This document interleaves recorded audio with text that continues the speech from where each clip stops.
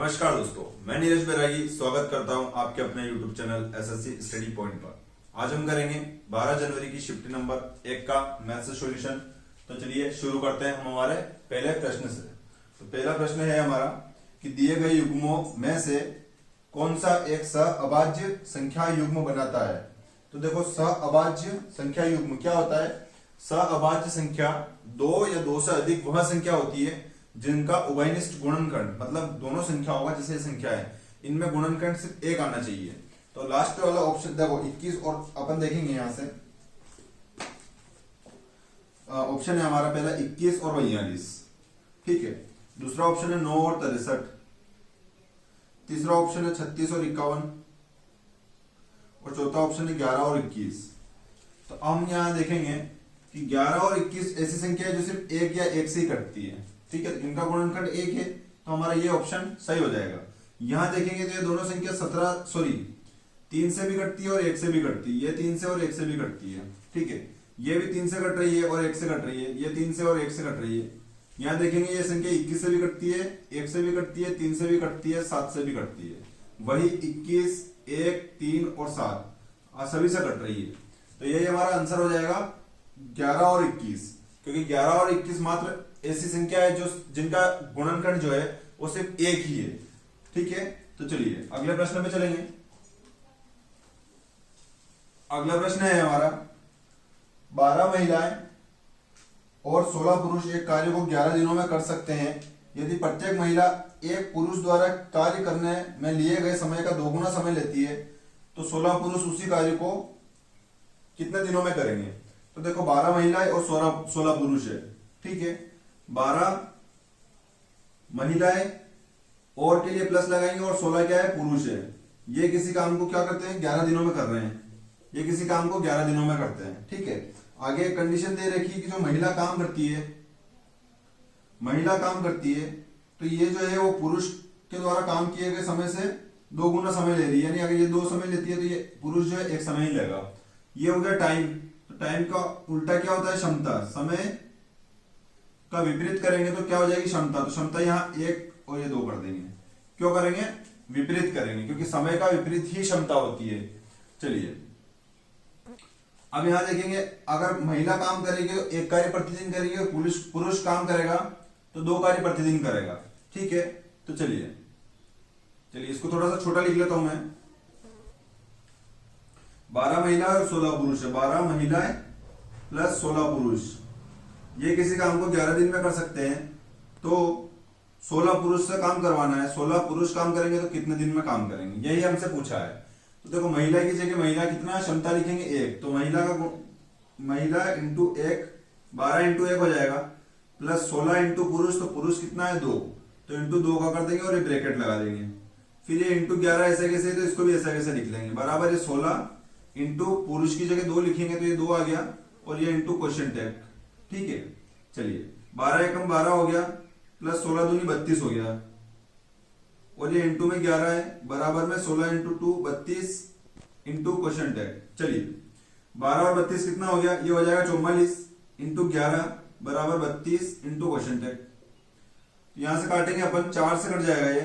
4 8 32 और 4 एकम 4 4 एकम 4। 11 गुणा 11 में करेंगे तो 121 हो जाएगा और ये 8 जो है बटे में आ जाएगा। तो क्वेश्चन टैग जो हमारा मान था कि कितने दिन में काम करेंगे, तो 22/8 दिन में पूरा काम खत्म कर देंगे। चलिए यही हमारा आंसर हो जाएगा 121/8। अगले प्रश्न पे चलेंगे। अगला प्रश्न है हमारा, एक ट्रेन सीधे रेलवे ट्रैक पर 129 किलोमीटर प्रति घंटा की गति से चल रही है और एक समांतर सड़क पर एक छोटी कार जो कि 60 किलोमीटर प्रति घंटा की गति से चल रही है। यदि ट्रेन 943 मीटर लंबी है और दोनों एक ही दिशा में चल रही है तो ट्रेन द्वारा कार को पूरी तरह से पार करने में कितना समय लगेगा। सेकंड में आंसर बताना है और निकटतम पूर्णांक, यानी पूरा आंसर नहीं आ रहा है, निकटतम ही बताना है। और आगे बोल रहा है कि ट्रेन की लंबाई की तुलना में कार की तुलना, मतलब कार की जो लंबाई है उस पर ध्यान नहीं देना है। तो यहाँ हम सबसे पहले एक चीज देखेंगे कि समान दिशा की बता रखा है तो दोनों की चालें जो है वो माइनस होगी। तो चाल बराबर दूरी बटे समय होता है। तो चाल हो जाएगी ट्रेन की कितनी, 129, ये ट्रेन की चाल होगी और माइनस करेंगे कार की चाल, तो ये हो गई 4 किलोमीटर प्रति घंटा में। लेकिन सेकंड में आंसर चाहिए और बराबर जो दूरी दे रखी है वो मीटर में दे रखी है, तो ये किलोमीटर प्रति घंटा जो चाल है उसको अपन को मीटर प्रति सेकंड में लेना पड़ेगा। तो इसको मीटर प्रति सेकंड में चेंज करने के लिए मैं 5/18 से मल्टीप्लाई कर दूंगा, बराबर दूरी, देखो ये पूरी चाल हो गई, चाल बराबर दूरी होती है जो कि दे रखी है 943, ये दूरी होगी 943, और बट्टे में समय पूछा है तो समय t लिख देंगे। चलिए इसको सोल्व करेंगे अपन, तो 129 में से 60 जाएगा तो कितना बच जाएगा, ये बचेगा 9, यहां से 12 में से 6 गया तो 6, तो 69 बच गया, इंटू 5/18 बराबर 943 बटे में टाइम जो कि हमसे पूछा है। चलिए अब इसको काटेंगे, तो सबसे पहले तो अपन देखते हैं यहाँ पे 3 से कट रहा है, 3 दूनी 6, 3 3 9, 3 6 18। अब 23 एक अभाज्य संख्या है, या तो 1 से कटेगी या 23 से कटेगी। अब इसको 1 से काटेंगे तो कोई मतलब है नहीं, वही आएगा। इसको देखते हैं क्या ये 23 से कट रहा है क्या, तो 23 चौक 92 और 2 बचा, तो 23 से कम 23, देखो 23 चौक 92 और 23 से कम 23, तो ये पूरा पूरा चला गया, ये 23 से गया एक बार। चलिए ये 6 का गुणा उधर 41 में होगा, ये 6 इंटू 41 हो जाएगा, और ये जो 5 है ये इसके बटे में आ जाएगा इधर बराबर से, और ये जो t बटे में है ये बराबर से इधर आके ऊपर आ जाएगा। तो हमसे t का मान पूछा है और निकटतम पूछा है, तो t का मान कितना आ जाएगा, यहां से पहले इंटू करेंगे तो 6 एकम 6 और 6 चौक 24, तो 246 बटे ये 5, 5 से काटेंगे इसको, 5 चौक 20, कितना बचा 4 बचा, तो 5 नीम 45, आगे नहीं काटना है, t बराबर 49 सेकंड हो जाएगा। आगे इसलिए नहीं काटना है क्योंकि प्रश्न ने कंडीशन दी है कि निकटतम ही ज्ञात करना है, तो 49 सेकंड हमारा आंसर आ जाएगा। चलिए अगले प्रश्न पे चलेंगे। अगला प्रश्न है हमारा, एक बेलन का व्यास 14 सेंटीमीटर और इसका वक्र पृष्ठीय क्षेत्रफल 220 सेंटीमीटर है, तो बेलन का आयतन कितना है। चलिए बेलन का व्यास दे रखा है, व्यास होता है 2 इंटू आर, व्यास कितना होता है, व्यास होता है, व्यास जो है वो 2 इंटू आर होता है, जिसका मान 14 दे रखा है। तो 2 से काटेंगे इसको, 2 7 14, यानी आर कितना आ जाएगा, फिर हमारा आर आ जाएगा हमारा 7 सेंटीमीटर हमारी त्रिज्या आ गई। आगे प्रश्न कह रहा है कि इसका जो वक्र पृष्ठीय क्षेत्रफल है, तो देखो बेलन का वक्र पृष्ठीय क्षेत्रफल क्या होता है, बेलन का वक्र पृष्ठीय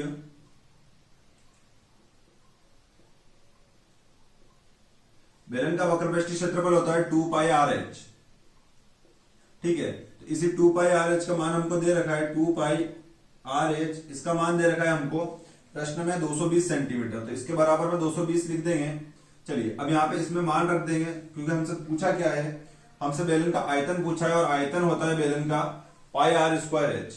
तो सबसे पहले यहां से अपन एच का मान निकालेंगे, सबसे पहले एच का मान निकालेंगे, तो देखो ये 2 हो गया, पाई के लिए लिखेंगे 22/7, आर के लिए लिखेंगे 7, इंटू एच के लिए एच, बराबर हो जाएगा 220 के, ठीक है। 22 से कटेगा 22 से कम 22 और ये 0, फिर ये 2 से कटेगा 2 5 10, और ये 7 से ये 7 कट गया, तो एच का मान हमारे पास कितना आ गया, 5 आ गया, ठीक है। अब जो है बेलन का क्या पूछा है, बेलन का ये तो क्षेत्रफल है, बेलन का आयतन लिखेंगे, बेलन का आयतन कितना होता है, यह हमको ज्ञात करना है, बेलन का आयतन जो कि होता है pi into r square h, ठीक है। तो पाई की जगह हमको मान तो दे नहीं रखा है,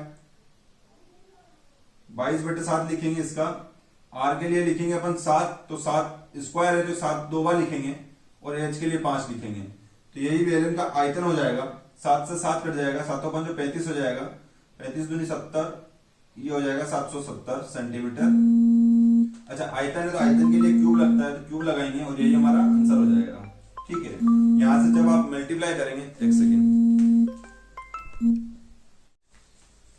यहां से जब आप मल्टीप्लाई करेंगे तो 770 सेंटीमीटर आ जाएगा, तो यही हमारा आंसर हो जाएगा। चलिए अगले प्रश्न पे चलेंगे। अगला प्रश्न है हमारा, एक संख्या को 200 से घटाकर 150 कर दिया जाता है, प्रतिशत हास ज्ञात कीजिए। तो देखो 200 से घटाया उसको और कितना कर दिया है, 150 कर दिया है, ठीक है। तो कितना घट गया है, 50 घट गया 200 से, यही मूल्य हास हो जाएगा। 50 घटा है 200 से, और परसेंट के लिए इंटू 100 कर देंगे, तो ये 2 0 से 2 0 घट गया, 2 से काटेंगे 50 को 25 बार, ये 2 दूनी 4 2 5 10, तो 25% हमारा आंसर हो जाएगा। चलिए अगले प्रश्न पे चलेंगे। अगला प्रश्न है हमारा, 5,000 रुपए के 1 दर्जन जोड़ी ट्राउजर पर 16% की छूट दी गई। 2,100 रुपए में कितनी जोड़ी ट्राउजर खरीदी जा सकती है? तो देखो 5,000 रुपए में खरीद रहा है, लेकिन वो क्या है, 5,000 में खरीद रहा है तो पूरे दर्जन का मूल्य है। तो एक जोड़ी का मूल्य क्या होगा? तो उसमें 12 का भाग लगा देंगे, क्योंकि दर्जन जो है एक दर्जन में 12 होता है।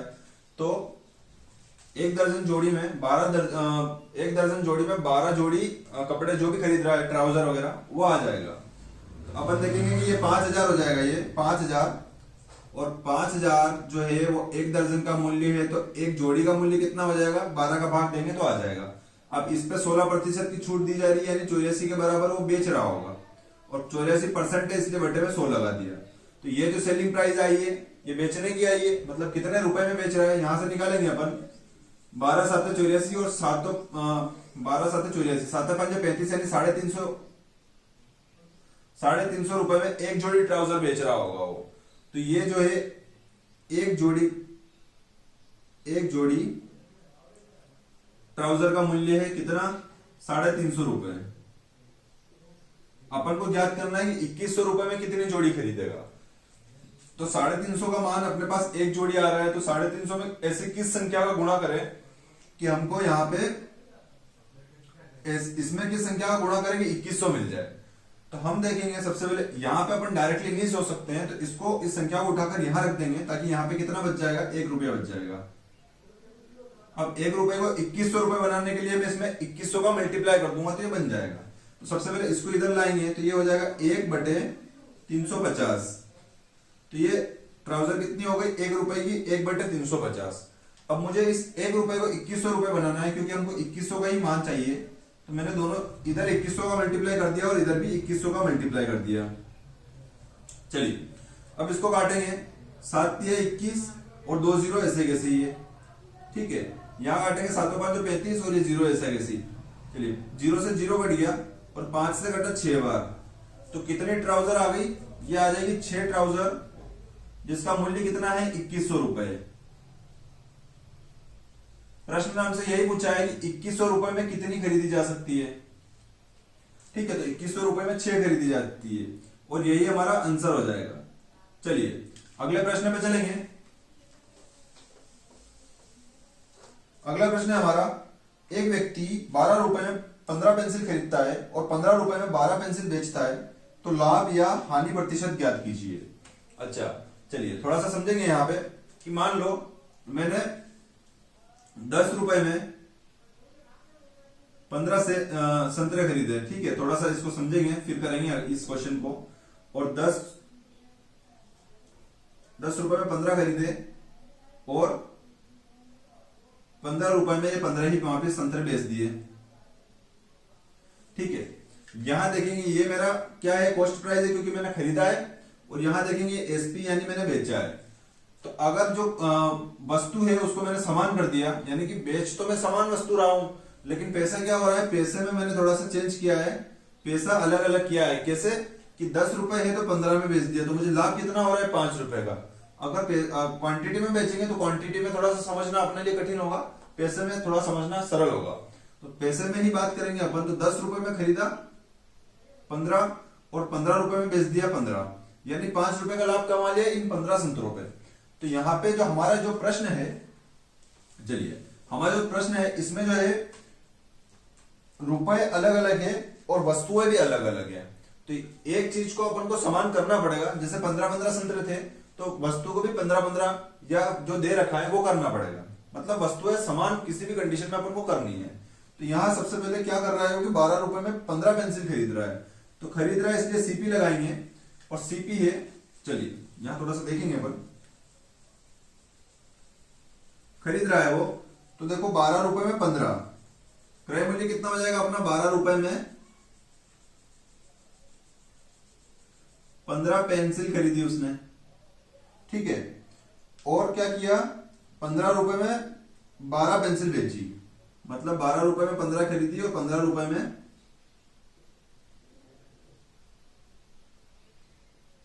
12 पेंसिल बेची, ठीक है। यहां पे ये तो खरीदने वाली कंडीशन हो गई और ये बेचने वाली कंडीशन हो गई। अब हम देखेंगे ये भी मान अलग अलग है और ये भी अलग अलग है। अगर हम मान लेते यहाँ पे दोनों में सेम कंडीशन होती तो हम रुपए में देख लेते कि इतने में खरीदा इतने में बेचा, तो लाभ हानि यहां से निकल जाती। लेकिन वस्तुएं अलग अलग है, तो सबसे पहले इन वस्तुओं को सेम करना पड़ेगा। तो मैं यहाँ पे पेंसिल हटा रहा हूं। यहाँ देखो ऊपर नीचे गुणा करना है, यहाँ 15 है तो 12 से गुणा करेंगे, और यहाँ 12 है तो ये इस 15 से गुणा करेंगे। अब हम क्या करते हैं, कभी कभी वो चीज इधर आती है वो चीज इधर, अपन ऐसा करते हैं प्रश्नों में कि यहाँ से मान एक को 2100, अभी जस्ट इससे पहले वाला सवाल किया था कि एक को 2100 बनाया था, तो यहाँ से वो जो 350 था उसको इधर लाए थे। ठीक है, तो क्या किया था फिर 2100 का दोनों साइड गुणा किया था, तो यहाँ पे भी 12 का गुणा हुआ है तो इधर भी 12 का गुणा होगा, और यहाँ 15 का गुणा हुआ है तो यहाँ पे भी 15 का गुणा होगा। चलिए अब हमारा नया सीपी एसपी आ जाएगा। यहाँ से ये सीपी और ये एसपी हो गया, क्योंकि अपन को सामान वस्तुएं जो है सेम करनी थी। देखो ये गुणा इसलिए करते हैं क्योंकि अपनी कंडीशन क्वेश्चन के हिसाब से ये थी, तो 15-15 गुणा किया। अब ये आपस में कट जाएंगे तो फिर ये कंडीशन बन जाएगी। तो यहाँ पे अपन को वस्तुएं समान करने के लिए ये मल्टीप्लाई करना पड़ा। तो यहाँ अपन देखेंगे 12 का गुणा 12 में किया तो 144 रुपए हो गया, और 15 का गुणा 12 में किया तो 180 पेंसिल हो गई। ठीक है, अब हम देखेंगे यहाँ 15 का गुणा 15 में होगा तो 225 रुपए हो गए, और यहाँ 12 का गुणा 15 में किया तो भी 180 पेंसिल हो गई। चलिए अब हम देखेंगे कि जो सामान खरीदा है वही सामान वापस बेच दिया है, लेकिन खरीदा था 144 में और बेचा कितने में, 225 में। तो यहाँ देखेंगे अपन कि कितने का लाभ हो गया है, क्योंकि कम में खरीद कर ज्यादा में बेचा है तो लाभ हो गया। यहाँ पे ये लाभ हुआ है 1, 12 में से 4 गया तो 8, 81 रुपए का लाभ हुआ है। लाभ हमेशा क्रय मूल्य पे होता है, तो ये बटे में 144 आ गया। ठीक है, और परसेंट के लिए लगाएंगे इंटू 100%। चलिए अब यहाँ देखना है किस संख्या से घटेगा, तो यहाँ पे ये जो संख्या है इसका योग 9 आ रहा है, और ऊपर वाली जो संख्या है उसका भी योग 9 आ रहा है। तो 9 से काटेंगे 9 में 81, और 9 से काटेंगे 9 एकम 9, 9 छंग 54। चलिए अब नहीं कट रहा है ये यहाँ से 4 से काट सकते हैं, 4 चौक 16, और 4 से कटेगा 25 बार। 25 का गुणा 9 में करेंगे तो ये आ जाएगा 225, और बट्टे में कितना है 4 है। 4 से काटेंगे फिर 4 5 20, 4 छंग 24, एक बचा तो 0 लगेगा, पॉइंट लगेगा, 4 दूनी 8, फिर 2 बचेगा तो 0 हो जाएगा, 20 हो जाएगा। तो 4 पंजो 20, परसेंटेज इसलिए परसेंट लगा दिया। और यहाँ पे क्या हो रहा है, लाभ हो रहा है, लाभ के लिए प्लस यूज करते हैं, तो 56.25% का लाभ हमारा आंसर हो जाएगा। चलिए अगले प्रश्न पे चलेंगे। इस क्वेश्चन को अगर इसी टाइप से किया जाएगा तो कोई गलती नहीं होगी, और हमारा जो आंसर है वो जल्दी से भी आ जाएगा। ठीक है, चलिए अगले प्रश्न पे चलते हैं। अगला प्रश्न है हमारा कि आरव और दुर्गा मिलकर एक कार्य को 33 दिनों में पूरा कर सकते हैं। उन्होंने 15 दिनों तक एक साथ कार्य किया, और फिर आरव ने कार्य को छोड़ दिया, और दुर्गा अकेले शेष कार्य को 30 दिनों में समाप्त कर देती है। आरव अकेले कुल कार्य को कितने दिन में समाप्त कर सकता है। चलिए आरव और दुर्गा मिलकर 33 दिनों में कर रहे हैं, तो सबसे पहले ये आरव हो गया प्लस ये दुर्गा हो गई। ये जो है किसी काम को 33 दिनों में कर रहे हैं। ठीक है, आगे जो कंडीशन दे रखी है, ये आरव प्लस दुर्गा बराबर 33 दिनों में कोई काम कर सकते हैं। आगे कंडीशन दे रखी है, उन्होंने 15 दिनों तक एक साथ कार्य किया और फिर आरव ने कार्य छोड़ दिया।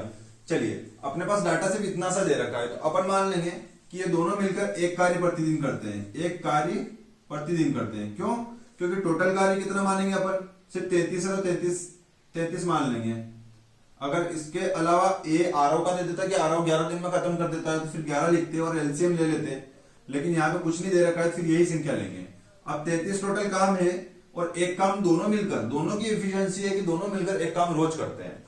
तो 33 काम है, 33 काम एक कार्य प्रतिदिन करते हैं, और कार्य कितने दिनों तक किया है, 15 दिनों तक। तो आरव प्लस दुर्गा ने मिलकर 15 दिनों तक काम किया।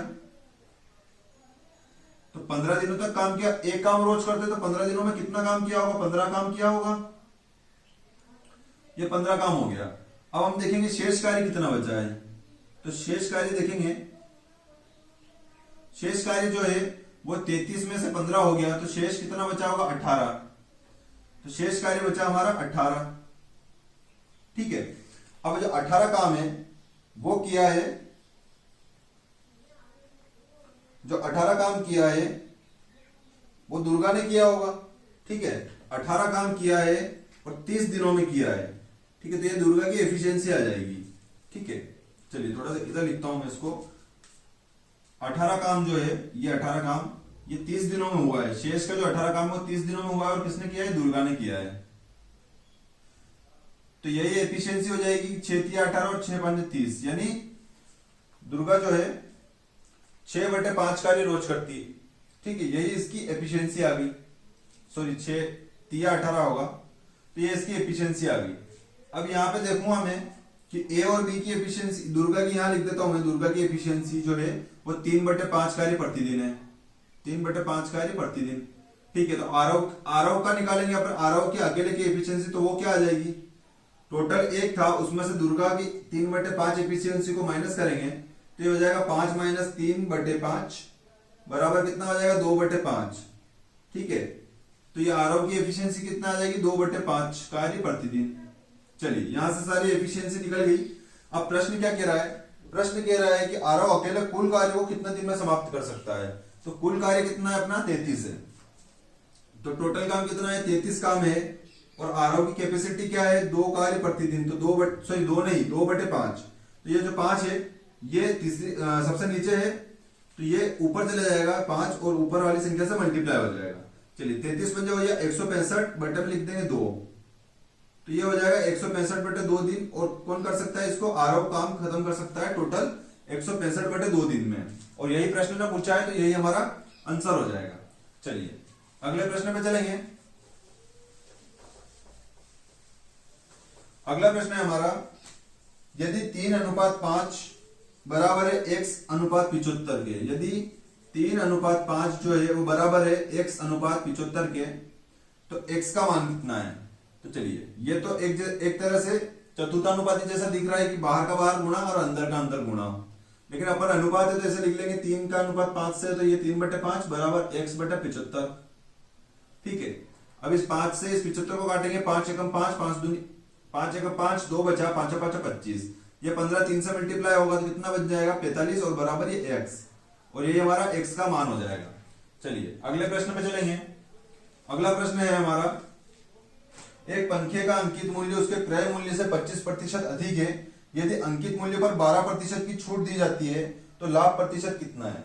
देखो, क्रय मूल्य जो है वो अंकित मूल्य, क्रय मूल्य से अंकित मूल्य का ये दे रखा है कि क्रय मूल्य जो है अंकित मूल्य से नहीं, अंकित मूल्य जो है क्रय मूल्य से 25% अधिक है। तो क्रय मूल्य मान लेंगे 100, तो अंकित मूल्य कितना हो जाएगा? 125। अब प्रश्न कह रहा है कि अगर अंकित मूल्य पर 12% की छूट दे दे, यानी जो 125 है इस पे 12% की छूट देंगे तो 88 के बराबर बेचेंगे इसको। तो चलिए देख लेते हैं कितने में बेच रहे हैं हम इसको। 25 चौक 100 हो गया, और 25 पांचे कितना हो गया? 25 पांचे हो गया 125। 4 से काटेंगे 4 दूनी 8, 4 दूनी 8, कितना आ गया? 22 पंजे 110, यानी कितने में बेचा है? 110 में बेचा है। तो सेलिंग प्राइस कितना हो गया? 110। प्रश्न बोल रहा है कि लाभ प्रतिशत ज्ञात कीजिए। और वैसे भी लाभ हो रहा है क्योंकि ये देखो 100 रुपए की चीज है जो 110 में बेची है, यानी 10 का लाभ हुआ है 100 पे, इंटू करेंगे 100 से, तो यही हमारा 10% आंसर हो जाएगा। ठीक है, चलिए अगले प्रश्न पे चलेंगे। अगला प्रश्न है हमारा कि 50,000 रुपए की धनराशि पर 6% वर्ष की दर से 2 वर्ष के अंत में अर्धवार्षिक रूप से संयोजित होने वाला चक्रवृद्धि ब्याज ज्ञात कीजिए। चलिए, यहाँ पे अर्धवार्षिक यूज हो रहा है, तो अर्धवार्षिक के लिए क्या करेंगे अपन? जो अर्धवार्षिक होता है चक्रवृद्धि ब्याज के अंदर अर्धवार्षिक यूज होता है, तो हम जो है दर जो होती है उसका क्या करते हैं? बटे में 2, अर्धवार्षिक के लिए दर आधी कर लेते हैं, और समय जो होता है टाइम, इसको क्या करते हैं? दुगुना कर देते हैं। तो यहाँ पे कंडीशन दे रखी है 6%, तो 6% से कितना लेंगे अपन? 3% लेंगे। 6% की जगह 3% लेंगे, और जो समय दे रखा है, समय 2 वर्ष है, तो 2 वर्ष की जगह कितना टाइम लेंगे? टाइम लेंगे 4 वर्ष। चलिए, अब यहाँ पे हम परसेंट से भी निकाल सकते हैं, परसेंट में ब्याज, लेकिन देख लेते हैं डाटा अपन को 50,000 दे रखा है, तो अपन ट्री मेथड लगाएंगे इसमें कि जैसे 50,000 रुपए की क्या है? धनराशि है, इसका 3% पहले साल लगेगा, तो पहले साल 3% में कितना ब्याज आ जाएगा? यहां देखेंगे अपन 5 या 15, तो पहले साल जो है वो 1500 रुपए का ब्याज आ गया। चलिए, अब दूसरे साल वापिस से ब्याज लेने जाएंगे, तो दूसरे साल कितना ब्याज आएगा? फिर 3% लगेगा, तो दूसरे साल वापिस से 1500 का ब्याज आ गया। लेकिन चूंकि चक्रवृद्धि ब्याज है, तो पहले साल जो ब्याज आया था उस पर भी ब्याज लेगा, 1500 का भी 3% लगेगा दूसरे साल में। तो 1500 का भी 3% लगा लेंगे अपन, ये हो जाएगा 15 45, यानी कि दूसरे साल में ये जो ब्याज है इसका ब्याज 45 रुपए और आ गया। ठीक है, चलिए तीसरे साल चलेंगे क्योंकि 4 साल तक निकालना है। तो तीसरे साल फिर मूलधन पे ब्याज देखेंगे तो 1500 रुपए तो मूलधन का लग जाएगा ये ब्याज। उसके बाद क्या हुआ तीसरे साल, देखिए इसको भूल जाना, पहले साल तो ब्याज सिर्फ मूलधन पे मिलेगा, दूसरे साल ये मूलधन का ब्याज आ गया और इस ब्याज का भी ब्याज आ गया। अब तीसरे साल मूलधन का ये 1500 तो आ गया, अब इस ब्याज पे, इस ब्याज पे और इस ब्याज पे तीनों पे ब्याज लगेगा। तो 1500 का 45 है तो 2 1500 है तो 90 हो जाएगा, क्योंकि 3000 का 3% लग जाएगा फिर, तो 45 का डायरेक्ट दुगना करना है तो 90 रुपए इन दोनों पे लग गया। अब तीसरे साल जो ये ब्याज के ब्याज पे भी ब्याज आएगा, तो इस 45 का भी 3% लगेगा तीसरे साल में। तो ये लगा लिया, ये लगा लिया 45 दिया, कितना हो जाएगा, तो 150 में से 15 के 135 हो जाएगा और बट्टे में 100, तो ये 2 जीरो हटाऊंगा तो यहाँ पॉइंट लग जाएगा, तो 1.35 रुपए तीसरे साल में दूसरे साल के ब्याज पे ब्याज मिला है। ठीक, अब चौथे साल चलेंगे वापिस से। चौथे साल में ये 1500 मूलधन पे लगेगा। ठीक है, अब एक 1500 पे 45 आया था, तो 3 1500 पे 45 इंटू 3 यानी कि 135 रुपए का ब्याज मिलेगा। अब ये इसको बोलते हैं ट्री मेथड। तो ट्री मेथड में क्या होता है कि ये ब्याज जो है ये तो ऐसा कैसा चलता जाता है, ये ब्याज में क्या होता है पहाड़ा चलता है, जैसे 45 दूनी 90, 45 दूनी 90, 45 दिया 135। ठीक है, उसी प्रकार से यहाँ पे 3 गुना चलता है, तो ये कितना हो जाएगा फिर 135 दिया 405, यानी कि 4.05 का ब्याज लग जाएगा। चलिए फिर भी अपन देखेंगे कि यहाँ पे 45 था और यहाँ पे 90, एक 45 का ब्याज इतना आया है, तो ये 3 45 बन रहे हैं, 90 और 45 मिलकर 3 बार 45, तो 3 बार 45 यानी इसका मल्टीप्लाई 3 से होगा, या फिर ये दोनों ब्याज का मतलब 90 और 45 का ब्याज कितना हो जाएगा, 90 और 45 कितना हो जाएगा 135, तो 90 और 45 135 हो गया। तो ये जो ब्याज है ये चौथे साल यहाँ पे लगेगा, तो हम देखेंगे इसका 3%, तो ये हो जाएगा 135 दिया 405 बट्टे में 1 2 3, सॉरी डबल परसेंट लगेंगे, नहीं डबल नहीं लगेंगे, हाँ तो ये हो जाएगा 4.05, 4.05 ये ब्याज लग गया। अब क्या होगा, अब क्या होगा, ये तो इन सब पे ब्याज आ गया। ठीक है, ये 1500 मूलधन का ब्याज, ये 35 इन दोनों का ब्याज, ठीक है, नहीं ये 35 जो है इन तीनों का ब्याज, ये 4.05 इन दोनों का ब्याज, और यहाँ पे जो ब्याज आएगा वो इसका 1.35 जो है इसका 3% लगेगा। ठीक है, तो इसका 3% कितना हो जाएगा 405, और बट्टे में परसेंट के लिए 2 जीरो, और ये पॉइंट हटाऊंगा तो बट्टे में ये 2 जीरो लगेंगे, तो ये 2 जीरो, तो 0.0405 ये ब्याज लगेगा। ये सारा ब्याज क्या हो गया, 4 वर्ष के लिए हो गया टोटल ब्याज। अब प्रश्न ने क्या पूछा है वहां देखेंगे कि अनुमानित निकटतम पूर्णांक तक रखिए, तो अनुमानित देखेंगे तो 15 चौक 60 यानी 6000 रुपए का ब्याज, तो ये हो गया ये 6000 का ब्याज। अब ये तो मैंने आपको सिर्फ प्रश्न को समझाया है, इतना सारा ट्री मेथड बना के मैंने प्रश्न समझाया है, लेकिन आपको एग्जाम में इतना करने की जरूरत नहीं है, सिर्फ दिमाग लगाना है। क्यों, क्योंकि देखो ऑप्शन देखेंगे अपन तो 2 ऑप्शन ऐसे हैं जो 5000 से 6000 से कम है, और हम देखेंगे 6000 तो सिर्फ ये मिलकर ब्याज हो गया है, तो अभी तो और बाकी है ब्याज, तो यहाँ देखेंगे फिर 6000 है, तो 6000 से कम तो ब्याज हो नहीं सकता, तो 2 ऑप्शन तो पहला और दूसरा कट गया। अब यहाँ देखेंगे कि 6000 के बाद तीसरा ऑप्शन है जो 1000 के आस मतलब 900 है, 6000 से ऊपर 900 है, तो क्या ये इनको जोड़ने पे 900 बन रहा है क्या, नहीं बन रहा है, तो हमारा जो ऑप्शन होगा वो कितना हो जाएगा 6275, क्योंकि एक ही ऑप्शन ऐसा बन रहा है। या फिर आप इन सबको जोड़ोगे और निकटतम गिनना है तो ये पॉइंट पॉइंट को नहीं गिनना है। फिर यहाँ देखेंगे अपन 135 135 270 हो गया, ठीक है, और 4 और 1 5 हो गया, और पॉइंट वगैरह नहीं गिनेंगे, तो देखो 6270 प्लस 5 6275, तो यही हमारा आंसर हो जाएगा। चलिए अगले प्रश्न पे चलेंगे। चक्रवृद्धि ब्याज के जो क्वेश्चन आते हैं एसएससीजीडी में, अगर अपन को लगता है कि थोड़ा सा ज्यादा डिफिकल्ट है तो वो डिफिकल्ट नहीं होता है, थोड़ा सा कॉम्प्लिकेटेड हो जाता है, उसकी लैंग्वेज कॉम्प्लिकेटेड हो जाती है, बाकी डाटा ऐसा देता है कि जल्दी से क्वेश्चन हो जाए। ठीक है, यहाँ पे अगर धनराशि कठिन दे दी जाती तो हम फिर ब्याज निकाल नहीं पाते यहाँ पे इस टाइप से, और इसमें रेशो मेथड भी लगाएंगे तो 3% था और 4 साल के लिए था, तो 3% होता है 50 से 53, अब इसकी घात 4 करेंगे ना तो पूरा पेपर खत्म हो जाएगा, लेकिन प्रश्न है ना वही अटके रहेंगे फिर। चलिए अगले प्रश्न पे चलेंगे।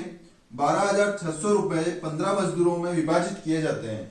इनमें से 7 पुरुष 5 महिला और 7 पुरुष 3 महिला और 5 लड़के हैं। यदि प्रत्येक महिला को प्रत्येक लड़के से 3 गुना और प्रत्येक पुरुष को प्रत्येक लड़के से 7 गुना अधिक प्राप्त होता है तो प्रत्येक महिला का हिस्सा कितना है। चलिए यहां देखेंगे 12,600 रुपए की जो राशि दी जा रही है ये 15 लोगों में डिवाइड है, ठीक है, लेकिन 15 का भाग नहीं लगा सकते क्योंकि महिला पुरुष और जो लड़के हैं वो जो है अलग अलग एफिशिएंसी से काम कर रहे होंगे, ठीक है, या फिर कम ज्यादा है तो डायरेक्ट सबको इक्वली नहीं दे सकते हैं। कंडीशन दे रखी है वो करेंगे अपन।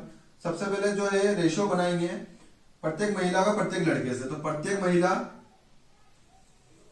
प्रत्येक लड़के से 3 गुना, प्रत्येक महिला 3 गुना करेंगे महिला का, प्रत्येक महिला का प्रत्येक लड़के से 3 गुना, ये प्रत्येक महिला प्रत्येक लड़के से 3 गुना, और प्रत्येक पुरुष प्रत्येक लड़के से 7 गुना, इस लड़के से 7 गुना, ठीक है। तो यहां से रेशो बनाएंगे 1 से 7, ये लड़के का और पुरुष का, ये महिला का लड़के का। तो चलिए यहाँ पे 1 है तो इसके आगे 1 लिख देंगे और यहाँ 1 है तो इसके पीछे 1 लिख देंगे, ठीक है, ये जगह भर देंगे।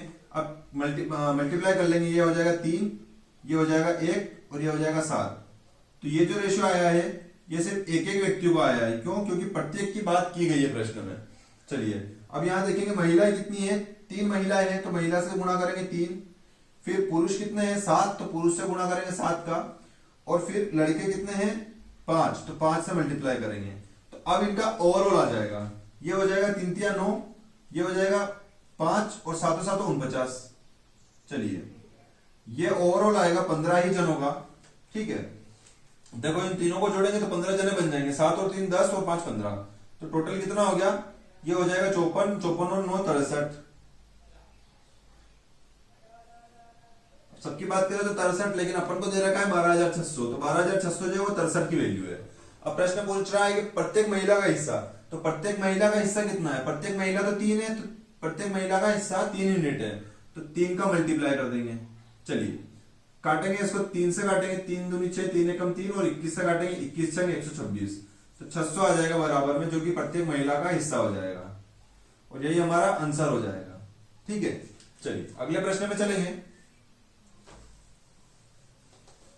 अगला प्रश्न है हमारा, आकाश अपनी साइकिल पर अपने घर से स्कूल तक की दूरी 3 बराबर भागों में क्रमशः 5 किलोमीटर प्रति घंटा, 10 किलोमीटर प्रति घंटा और 15 किलोमीटर प्रति घंटा की गति से चलता है, तय करता है। आकाश अपने घर से स्कूल जाने की औसत गति कितनी है? आकाश की औसत गति पूछ रहा है, औसत गति। तो देखो औसत गति क्या होता है, औसत गति या औसत चाल बराबर होता है कुल दूरी बटे में कुल समय, ठीक है। औसत गति बराबर कुल दूरी बटे कुल समय। तो यहां देखेंगे कि चालें जो दे रखी है 3 भागों में डिवाइड कर रखी है, 5 किलोमीटर प्रति घंटा, 10 किलोमीटर प्रति घंटा और 15 किलोमीटर प्रति घंटा,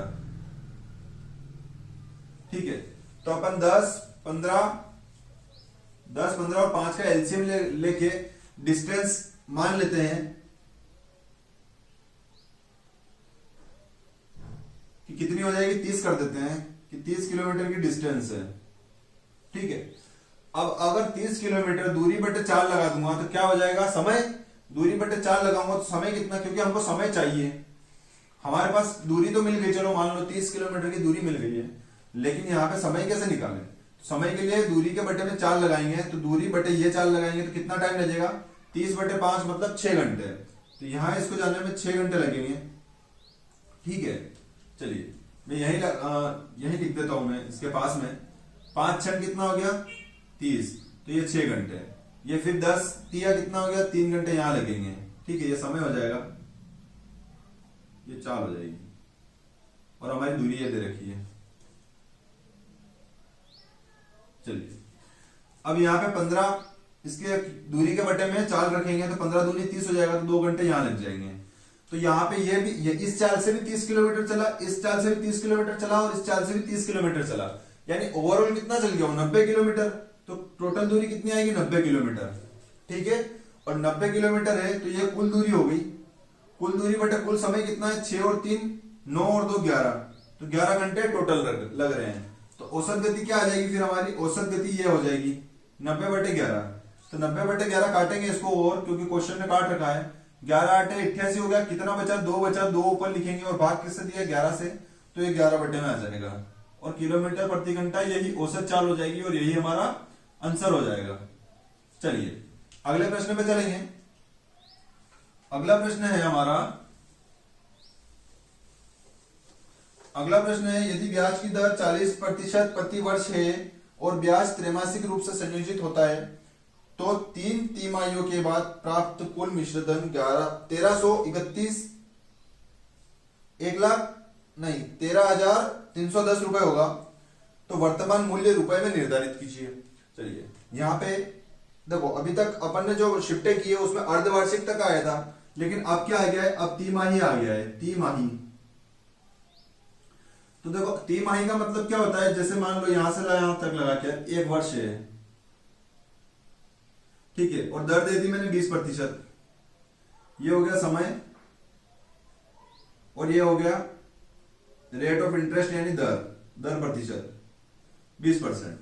अगर ईयरली बात करेंगे तो 1000 ईयरली बात करूंगा मैं, वार्षिक रूप से बात करूंगा तो 1 साल हो जाएगा, और दर की बात करूंगा तो 20% प्रति वर्ष। लेकिन अगर मैं यहां पे बोल दूं कि कंडीशन लगा दूं तिमाही की, तिमाही का मतलब क्या होता है, 3 महीने,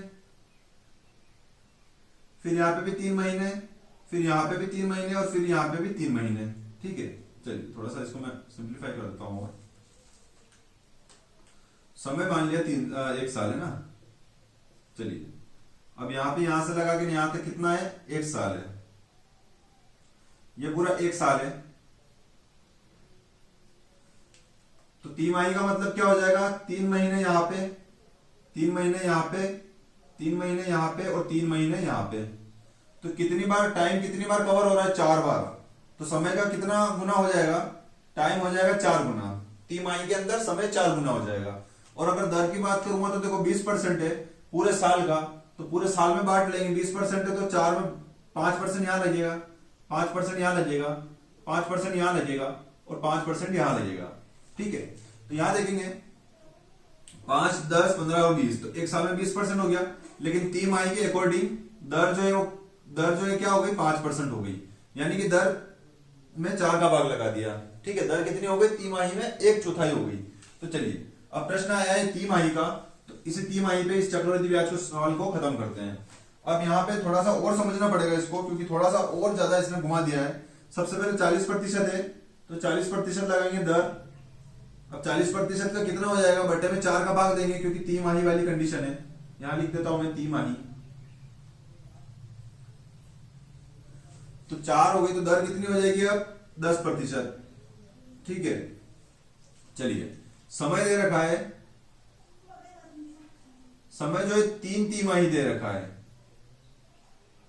कितना, 3 तिमाही, यानी कि 1 तिमाही नहीं है, 3 तिमाही है। तो समय जो है कितना दे रखा है, तिमाही, तो तिमाही का गुणा समय का 4 गुना होगा, तो तिमाही का गुणा 4 में करेंगे तो वार्षिक हो जाएगा ये तिमाही का गुणा। और यदि मैंने 4 में किया तो ये हो जाएगा वार्षिक, और वार्षिक और ये 3 भी दे रखा है, तो समय कितना होगा, 3 वर्ष होगा, ठीक है। समय कितना हो जाएगा फिर, 3 वर्ष। अगर खाली तिमाही आता तो 1 वर्ष हो जाता, लेकिन 3 तिमाही यानी 3 वर्ष हो जाएगा। चलिए अब यहां पे 10% की फ्रैक्शन वैल्यू होती है 1/10, यानी 10 पे 1 का ब्याज मिलेगा। तो 10 पे 1 का ब्याज मिलेगा तो कितनी हो जाएगी राशि, 11। चूंकि 3 वर्ष है तो 3 बार लिखेंगे इसको, 10 11 10 11, ये 11 और ये 10 ये 11, या फिर अपन डायरेक्टली भी क्यूब भी कर सकते थे। अब ये क्या होता है, हमारा मूलधन होता है, और ये क्या हमारा होता है, मिश्रधन होता है। तो यहाँ 10 में 3 बार मल्टीप्लाई करेंगे तो 1000 हो जाएगा, जो कि हमारा मूलधन, और 11 का गुणा 3 बार करेंगे तो 1331 आएगा, जो कि हमारा मिश्रधन हो जाएगा। चलिए प्रश्न ने मिश्रधन दे रखा है 13,310 रुपए का जो मिश्रधन है वो प्रश्न के हिसाब से, हमारे हिसाब से तो 1331 है। तो हम देखेंगे ये 10 गुना हो रहा है, तो इसका भी 10 गुना कर देंगे मूलधन का, तो मूलधन का 10 गुना करेंगे कितना हो जाएगा, ये 1000 इंटू 10 10,000, और यही हमारा रियल मूलधन हो जाएगा। ठीक है, तो यही हमारा आंसर हो जाएगा। चलिए अगले प्रश्न पे चलेंगे।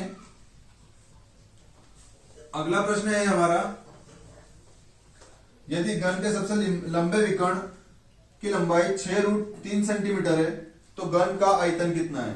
देखो घन का विकर्ण क्या होता है, घन का विकर्ण होता है a√3। अब a√3 का मान कितना दे रखा है, 6√3। ठीक है, ये a√3 घन का विकर्ण है और इसका मान है 6√3, तो √3 से √3 कट गया, a का मान आ गया मेरे पास 6। प्रश्न बोल रहा है कि घन का आयतन क्या है, तो घन का आयतन होता है a क्यूब। हमको a क्यूब का मान चाहिए, तो हमारे पास अगर a का मान है तो a क्यूब कितना हो जाएगा, फिर 6 की घात 3, और 6 की घात 3 बराबर 216। क्योंकि सेंटीमीटर में है तो आयतन में क्यूब लगा देंगे, तो 216 सेंटीमीटर क्यूब, और यही हमारा आंसर हो जाएगा। चलिए अगले प्रश्न पे चलेंगे। मेहुल 56,000 रुपए में एक कार खरीदता है और वह इसकी मरम्मत करता है और अंततः इसे 6,40,000 रुपए में बेच देता है, तो कार की कीमत प्रतिशत में मतलब वृद्धि कितनी हुई है। तो देखो 5,60,000 में खरीदा है और बेचा कितने में है, 6,40,000 में। ठीक है, ये हो गया सीपी और ये हो गया एसपी। तो चलिए 4 0 से 4 0 कट जाएगा, 8 से काटेंगे 8 × 64 और 8 8 7 56, मतलब 7 की चीज को 8 में बेच दिया। कितना लाभ हो गया, 1 का लाभ हुआ है 7 पे, इंटू करेंगे परसेंट के लिए 100 से और परसेंट लगा देंगे, तो ये हो जाएगा 700/7, सॉरी 100/7। 7 से काटेंगे 7 × 7, 3 बचा, 7 × 28 हो जाएगा, और कितना बचेगा, 2 बचेगा, ऊपर लगाएंगे 2 और बटे में जिसका भाग दिया वो लगा देंगे, तो 14 से 2/7% हमारा आंसर हो जाएगा। या फिर प्रश्न में तो है डायरेक्ट यहीं पे आंसर दे दिया है, देखो इसको अपन ने सिंप्लीफाई किया है, लेकिन ये 100/7 आया है, यही हमारा प्रतिशत आंसर हो जाएगा। आगे सोल्व ऑप्शन में नहीं कर रखा है तो हम भी नहीं करेंगे। चलिए अगले प्रश्न पे चलेंगे। अगला प्रश्न है हमारा, दो एथलीट ए और बी 1800 मीटर लंबाई के वृत्ताकार पथ पर एक ही शुरुआती बिंदु से एक ही शुरुआती समय में 9 मीटर प्रति सेकेंड और 6 मीटर प्रति सेकेंड की गति से दौड़ रहे हैं। विपरीत दिशाओं में दौड़ते समय में कितने अलग अलग बिंदुओं पे मिलेंगे। जब भी इस टाइप का प्रश्न आ जाएगा कितने अलग अलग बिंदुओं पे मिलेंगे, तो कुछ नहीं करना है, अगर ये कट रहा है तो काटेंगे इसको 3 × 9, 3 दूनी 6 और दोनों को जोड़ लेंगे तो 5 हम जो आया है वो हमारा आंसर हो जाएगा। ठीक है, चलिए अगले प्रश्न पे चलेंगे। अगला प्रश्न हमारा, एक्स भूतल से एक लिफ्ट में चढ़ता है, यह 30 मंजिल प्रति मिनट की गति से ऊपर जाती है, जबकि वाई उसी समय 85वीं मंजिल पर दूसरी लिफ्ट पर चढ़ता है, लेकिन यह लिफ्ट 85 मंजिल यह लिफ्ट 45 मंजिल प्रति मिनट की गति से नीचे जाती है। ठीक है, उनके रास्ते किस मंजिल पर काटेंगे। चलिए ठीक है, देखेंगे इसको। यहां पे देखेंगे सबसे पहले क्या आ रहा है, सबसे पहले जो है चाल, क्योंकि ऊपर जा रहा है स्पीड आ रही है, तो सबसे पहले स्पीड लेंगे, एक्स से वाई कितना हो जाएगा, ये 30वीं मंजिल पे है और ये 45वीं मंजिल। ठीक है, 30वीं मंजिल प्रति मिनट स्पीड और ये 45वीं मंजिल प्रति मिनट, ये स्पीड हो गई इनकी। स्पीड हो गई तो डिस्टेंस भी यही हो जाएगी फिर, क्योंकि चाल बराबर ही होता है दूरी के, चाल बराबर होता है दूरी के, क्या होता है, चाल बराबर दूरी और बटे में समय, यानी चाल जो है दूरी के तो बराबर होती है और चाल समय के अपोजिट होती है। यहां से काट लेंगे, स्पीड हो जाएगी, स्पीड जो है वो आ जाएगी 15 दूनी 30 और 15 तिया 45। ठीक है, तो यही क्या होगा, डिस्टेंस यानी दूरी भी यही हो जाएगी, दूरी हो जाएगी 2:3। चलिए यहां पे समय की अगर जरूरत पड़ेगी तो समय भी निकाल लेंगे। समय तो क्या है, दूरी का विपरीत दिख रहा है तो 3:2 समय हो जाएगा। चलिए यहां पे देखेंगे, यहां पे दूरी टोटल यूनिट में देखेंगे तो 5 है, और टोटल दूरी में बात करेंगे तो 50वीं मंजिल है तो 5 की वैल्यू 50 हो जाएगी। ठीक है, तो 1 की वैल्यू कितनी निकल जाएगी, यहां से 1 की वैल्यू निकल जाएगी 10। चलिए अब पूछा है कि क्या पूछा है कि उनके रास्ते किस मंजिल पे काटेंगे एक दूसरे को। ठीक है, तो किस मंजिल पे काटेंगे, यहां पे दूरी 2 तक जाएगा तो 2 से मल्टीप्लाई कर देंगे डायरेक्ट। ठीक है, 2 से मल्टीप्लाई करेंगे तो 2 की वैल्यू कितनी आ जाएगी 20, यानी वो 20वीं मंजिल पे एक दूसरे को काटेंगे। या फिर अपन ऐसा समझेंगे जैसे ये ऊपर से नीचे ये नीचे से ऊपर जाएगा और वो ऊपर से नीचे आएगा, तो ये दूरी 3 की वैल्यू कितनी होगी 30, तो ये 30वीं मंजिल पे आ जाएगा। और ये 2 की वैल्यू 20 है, जो 20वीं मंजिल पे आ जाएगा। तो नीचे से 20वीं मंजिल और ऊपर से 30वीं मंजिल, मतलब यहाँ पे एक ही पॉइंट पे आके वो एक दूसरे को काट लेंगे। तो इस टाइप से भी आंसर आ जाएगा और इस टाइप से भी आंसर आ जाएगा, तो 20वीं मंजिल हमारा आंसर हो जाएगा। चलिए अगले प्रश्न पे चलेंगे।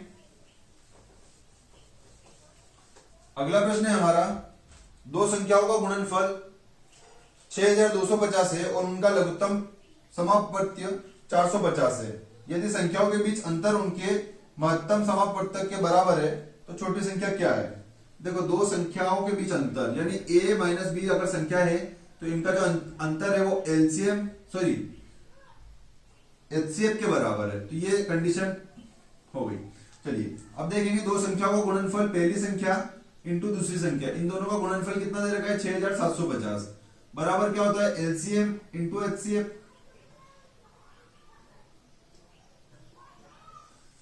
एलसीएम है 450 इंटू एचसीएफ मान लिया ए, ये 0 से 0 कट जाएगा।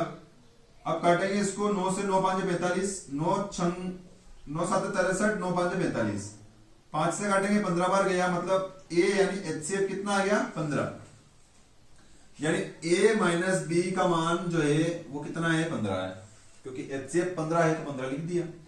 अब यहाँ पे ऑप्शन का सहारा लेंगे, प्रश्न ने पूछा है सबसे छोटी संख्या, तो छोटी संख्या मैंने ली कि 75 है। छोटी संख्या मैंने माना 75 है, तो बड़ी संख्या क्या होगी। अगर छोटी संख्या 75 है तो इसमें 15 का अंतर होना चाहिए, तो बड़ी संख्या 90 हो सकती है, क्योंकि 15 जोड़ दूंगा इसमें छोटी संख्या में 15 जोड़ दूंगा, क्योंकि यहाँ बड़ी संख्या चाहिए तो इसमें से 15 माइनस नहीं करूंगा, 15 जोड़ूंगा, तो बड़ी संख्या 90 दिख रही है।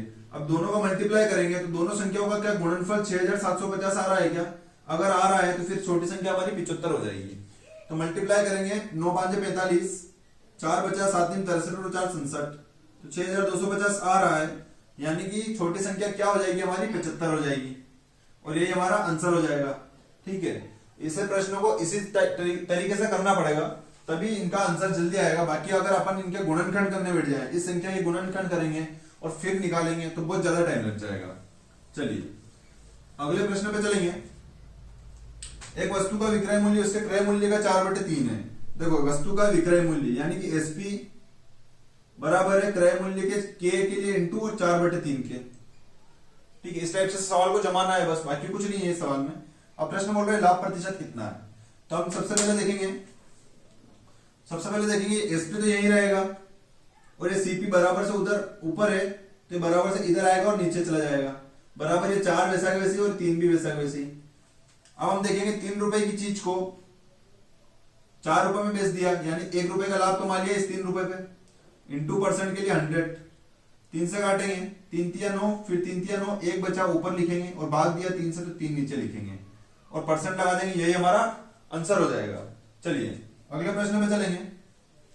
चलिए, आज 12 जनवरी 2023 की शिफ्ट नंबर 1 का मैथ्स सॉल्यूशन हमने कर लिया है। आगे और भी जो बची हुई शिफ्टें हैं बहुत ही जल्द मैं यूट्यूब पे डाल दूंगा।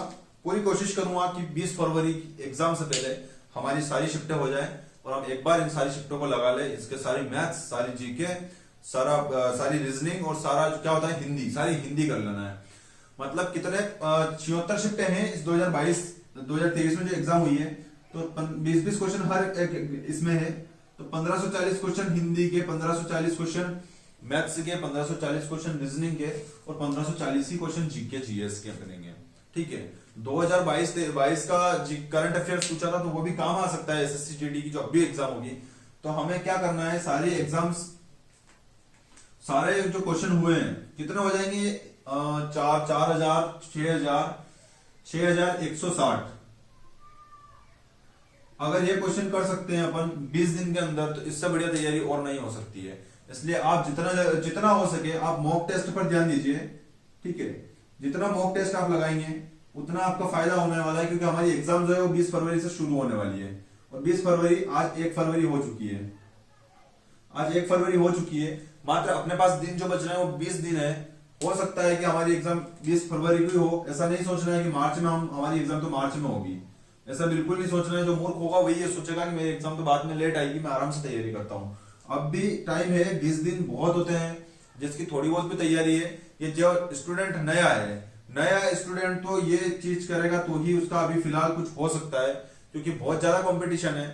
तो आप ये शिफ्टें लगाइए, और ये मेरा नंबर है,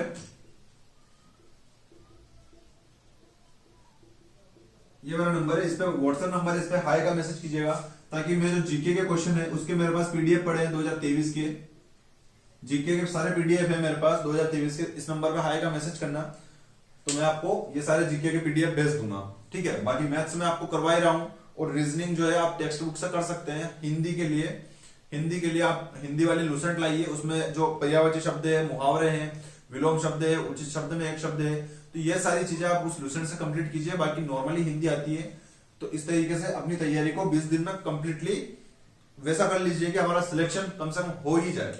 चलिए मिलते हैं अगली शिफ्ट में, तब तक के लिए थैंक यू।